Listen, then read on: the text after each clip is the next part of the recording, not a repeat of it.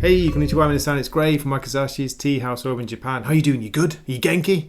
I'm a bit wrecked tonight, so excuse the kind of monotone voice, but I have a review of the new issue of Sandman Universe, Nightmare Country, The Glass House, issue 1. Wow, that's a heck of a title, isn't it? I think that's the longest title of the comic book I've reviewed so far this year. It came out today, Tuesday, the 11th of April 2023, priced at $3.99, written by James Tynion IV. His company's called Tiny Onion, so I guess it's Tynion. It's got art by Lisandro Estherren, great name there, and it's actually a returning artist from the last series. The colours are by Patricio Del Pesce, and the letters are by Simon Bowland. I like this cover, first of all, by Reiko Murakami. What do you think? Do you like this style? I really enjoyed her covers from the last mini-series, especially issue 1. Great close-up of the Corinthian, taking his glasses off, and you've got the teeth where the eyes should be, and a tongue, like licking the teeth. Love that. Okay, so what you want to know is this issue any good? Is it worth buying? Well, I'll tell you what, I saw a review, because I was curious to see if there are any reviews out. There's only one critic's review out when I checked, and it was by, is it AIPT? And of course they gave it 10 out of 10 because, of course they did. Tell you what, like, where do you go from there? If you're giving the opening issue a 10, that means, to me, that means a perfect comic. So they're saying it's perfect, yeah? Well, I don't think it's perfect. It's not bad. I enjoyed things about it. The problems I had with it was I felt like the characters were all kind of flat. I didn't feel invested in the characters. Like, the main character Max, I don't really care about what he's going through. It was good to see a returning character. I won't mention any names here. I'll leave that to the story summary. Well, actually, 2 or 3 returning characters. A couple from the original Sandman series, the classic one. So it's if you're looking for a bit of nostalgia, looking for some member berries, you'll find those in here. But yeah, maybe you might argue that I'm being a bit harsh, but yeah, as I say, for me, I would give this a strong, being honest and fair, I'd give this a 6.5 out of 10. Nothing like a 10 from AIPT. What are you talking about? So anyway, what I'll do as usual, I'll give my short story summary. So there will be some spoilers for parts of the issue, but I do try and keep it kind of vague. I retell the story in my own words, and I cut off with at least 7 pages to go. But yeah, let me know what you think in the comments. Is it just me?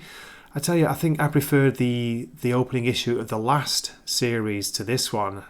As I say, it just kind of felt a bit flat. There are some ideas in here, some nice ideas, but I feel like I've read this before in like early Hellblazer issues and of course in the original Sandman run. So, okay, please keep watching.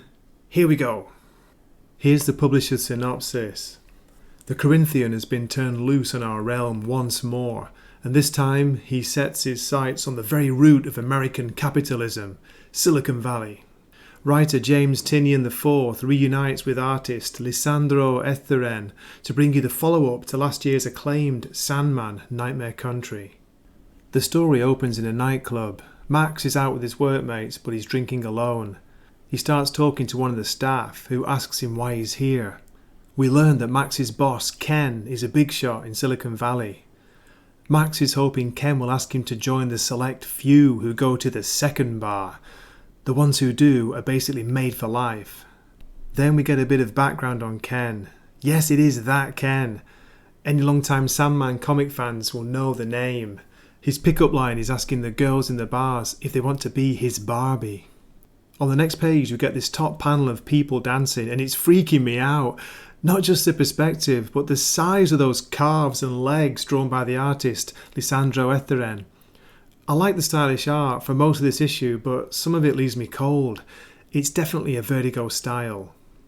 Max brings up Madison Flynn, the main character from the first Nightmare Country story arc. I won't go into detail in case you haven't read it, but the company Max is working for is currently making a movie about her. Ken interrupts their conversation and asks Max what he really wants. More than anything in the world. I want to go to that bar with you, Ken. Now we're talking, and they leave. We then get this striking full-page image of what looks like an orgy made up of demons, devils and men. The sign reads The King of Pain.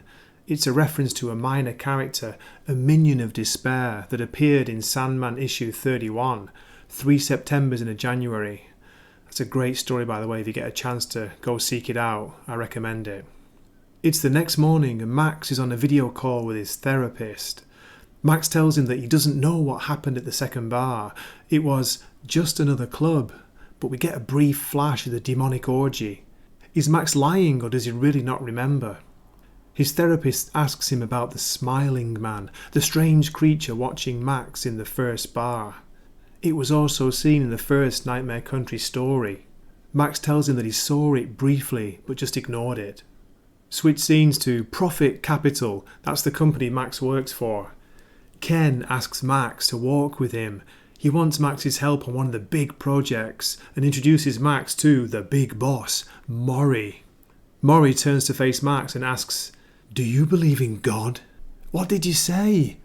Max is out with a friend telling him about the meeting. He gave Maury a non-committal answer and then listened as Maury told him the biblical end of the world was very, very nigh. Max and his friend are heading to the club. Max is asking about the price of entry, but he's reassured that if you've been in the club before, it doesn't cost anything to go again and again. "We own this place, Max. You can go as often as you like." "What, and it doesn't cost anything?" "Nothing that counts, man. Nothing that counts." Okay, there's still 6 or 7 pages of story to go, but I'll end the story summary here.